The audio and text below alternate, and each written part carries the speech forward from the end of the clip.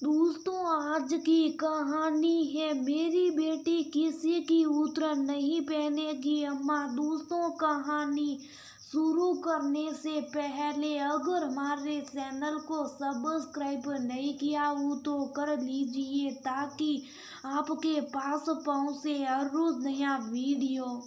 ये क्या है अम्मा? आप मेरे लिए गुलाबी रंग की फ्रॉक लेकर के आ गई। हमें नहीं पहनना। गौरी ने कहा है क्या कमी है इस गुलाबी रंग में? हमको नहीं पसंद है गुलाबी रंग। और वैसे भी इस फ्रॉक का तो रंग भी उड़ा हुआ है, पुरानी सी लग रही है। हाय राय, इस 3 फुट की सोरी के नखरे तो देखो। इसके तो नखरी समा नहीं रहे। हमने तो सोचा था कि आज तेरा जन्मदिन है और छोटी लड़की है तो गुलाबी रंग की फ्रॉक में अच्छी लगेगी, लेकिन ये तो हम पर हुक्म चलाने लग गई रे। सॉरी, इतने नाटक मत कर।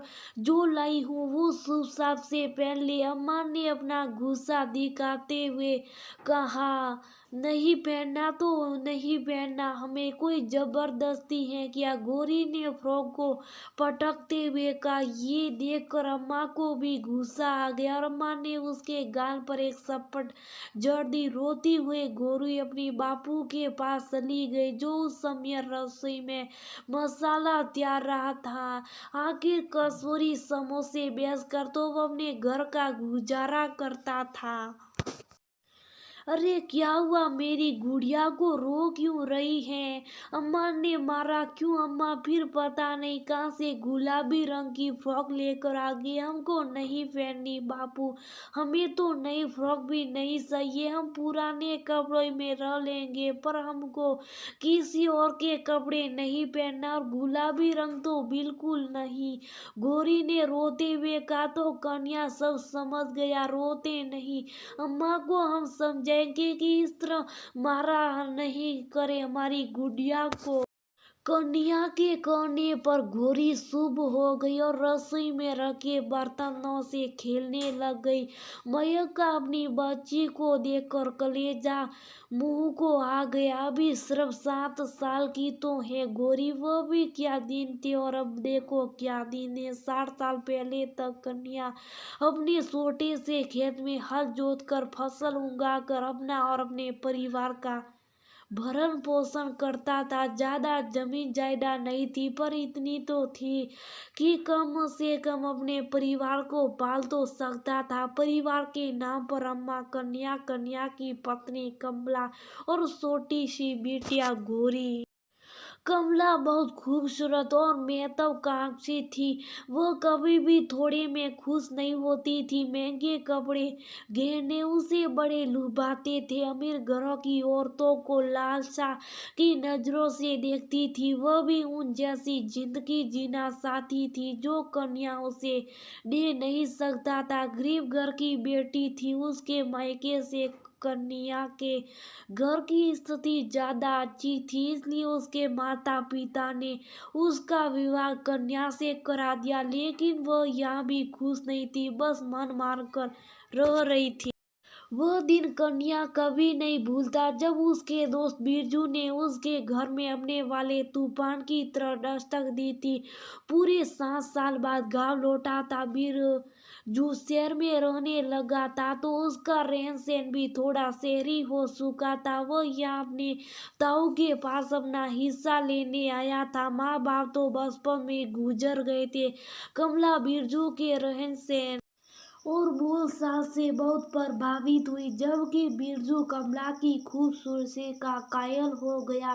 दोनों को एक दूसरे में अपना अपना लालच नजर आ रहा था। इस बात से बेखबर कन्या ने बिरजू को अपने घर में जगह दी। महज 5 दिन में कमला बिरजू की ऐसी दीवानी हुई कि उसे ना अपना पति दिखा न अपनी बेटी गौरी। बिरजू के साथ रातों रात अम्मा खुद के गहने लेकर फरार हो गई। सुबह जब अम्मा ने सीखते सिलाते हुए कन्या को जगाया तो बदहवास सा कन्या कमला को ढूंढने के लिए सड़क की तरफ भागा। तेज आते ट्रक ने उसे टक्कर मार दी और वह वही लहूलुहान होकर गिर पड़ा। कई दिन तक उसे होश न आया। जब होश आया तब तक तो सब कुछ बर्बाद हो चुका था। उसका एक पैर कट चुका था। वह बैसाखियों पर आ चुका था। अपने बेटे को बचाने के लिए और 2 वक्त की रोटी के लिए छोटा सा वो खेत अम्मा को दिल पर पत्थर रख कर बेचना पड़ा। ले देकर बस अब ये घर बसा था। अपनी लाचारी को देखकर हिम्मत टूट चुकी थी। शायद लाचारी को देखकर नहीं, कमला की बेवाई को देखकर नहीं। अस्पताल से जब घर आया तब भी आगे के लिए हिम्मत ना जुटा पाया।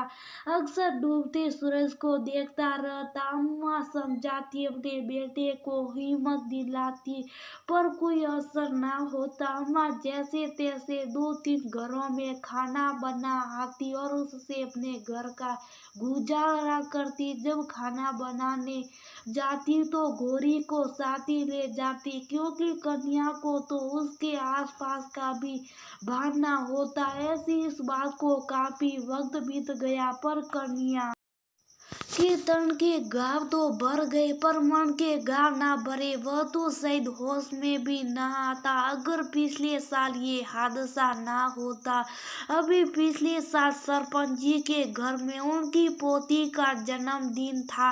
घर में गौरी का कौन ध्यान रखता, इसलिए अम्मा उसे अपने साथ ही लेकर गई।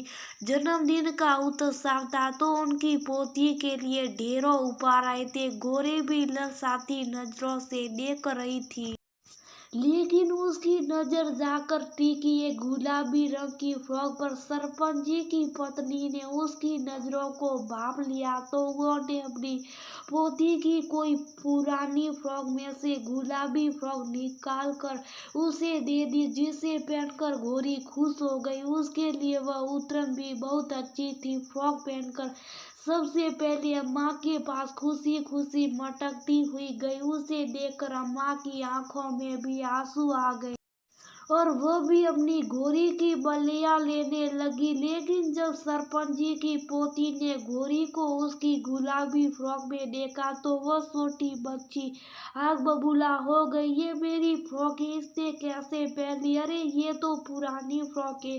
गौरी ने पहन ली तो क्या हो गया? उसकी माँ ने समझाया, पुरानी है तो क्या हुआ, है तो मेरी ना, इससे बोलो अभी के अभी खोल ले। अरे तुम्हारे पास तो इतनी सुंदर सुंदर नई फ्रॉक है, फिर क्यों पुरानी वाली के पीछे पड़ी हो? नहीं, मुझे तो मेरी फ्रॉक चाहिए। उस बच्ची ने रोना धोना मचा दिया। उसे रोता देख उसकी बुआ और पिता से बर्दाश्त ना हुआ। बुआ अपनी माँ और भाभी पर जोर से चिल्लाई, नौकरानी की बेटी के लिए तुम अपनी बेटी के जन्मदिन पर उसको रुला सकती हो, काई फ्रॉक नहीं ले लेती उसे? अरे बेटिया, वह तो बच्ची है, समझाने पर समझ जाएगी। माँ ने अपनी बेटी को शुभ कराते हुए कहा, क्या माँ, आज मेरी बेटी के जन्मदिन पर तुमने घर में तमाशा कर दिया। गौरी को कहो फ्रॉक खोल दे। अरे ऐसे कैसे, तुमसे नहीं होता तो लो मैं ही खोल देती हूँ। बुआ ने गुस्से से गौरी को पकड़ा और जबरदस्ती उसकी फ्रॉक खोल दी। वह रोती रही, लेकिन बुआ को तरस न आया। बेचारी बच्ची इतने लोगों के सामने सिर्फ एक अंडरवियर में खड़ी थी। उस छोटी 6 साल की बच्ची के स्वाभिमान के तार तार हो रहे थे। वो वही बैठकर अपने दोनों हाथों से अपना चेहरा ढके जोर जोर से रोने लगी। सरपंच जी की पत्नी से देखा तो वो ने पास ही में पड़ी चारपाई पर से चादर खींची और गौरी के बदन को ढक दिया। तब तक वह अम्मा भी आ गई। गौरी अम्मा से लिपट कर जोर जोर से रोने लगी। लाज ना आई तुझे ऐसी हरकत करते हुए? सरपंच जी की पत्नी ने गुस्से से अपनी बेटी की तरफ देखा। बच्ची तो है अम्मा, बच्ची है तो उसकी अपनी कोई लाज नहीं है, स्वाभिमान नहीं है। हाँ, तू भी बड़ी बात कर रही, इनका काहे का स्वाभिमान? देखा नहीं, इसकी माँ तो किसी और के साथ भाग गई थी और इसके बाप को तो इसका होश तक नहीं, ये भी भाग जाएगी कल को किसी के साथ। बस चुप कर, एक शब्द भी बोला तो तुम मेरी बेटी नहीं। अपनी माँ के आंखों में गुस्सा देकर दोनों भाई बहन चुप हो गए। उसके बाद सरपंच जी की पत्नी और बहू ने गौरी को दो तीन नई फ्रॉक निकाल कर दी, पर गौरी ने उन्हें हाथ तक नहीं लगाया। उत्सव के दौरान ये हादसा हुआ था, इसलिए पूरे गांव में बात फैल गई। घर आकर गौरी खूब रोई। अपनी मासूम से बच्ची को इस तरह रोता देखकर कन्या का मन अंदर तक सितकार गया। पहली बार उसे ये होश है कि वह बीवी के गम में ऐसा पागल हुआ जा रहा है। उसके पीछे अम्मा और उसकी बेटी की हालत क्या हो रही है। वो दिन था और आज का दिन है। खेत खलियान तो कहाँ थे, पर हाथों का हुनर था कि कन्या कचौरी सबसे बहुत अच्छे बनाता था। बस अब कचौरी समोसे बेचकर अपना और अपने परिवार का गुजारा करता है। वहां से उठकर कन्या अपनी अम्मा के पास गया। अम्मा, क्यों मारती हो गौरी को? छोटी बच्ची तो है, फिर उसके जन्मदिन पर मारना अच्छी बात है क्या? क्या करो बेटा, गुस्सा आ गया। सोचा उसका जन्मदिन था तो ये पड़ोस वाली कांता काकी अपनी पोती की ड्रेस देकर गई थी तो वही पहना दूंगी, पर वो तो कोई बात नहीं अम्मा। महंगी फ्रॉक नहीं ला सकता तो क्या हुआ, कम में खरीद लूंगा, पर बस अब मेरी बेटियां किसी की उतर नहीं पहने।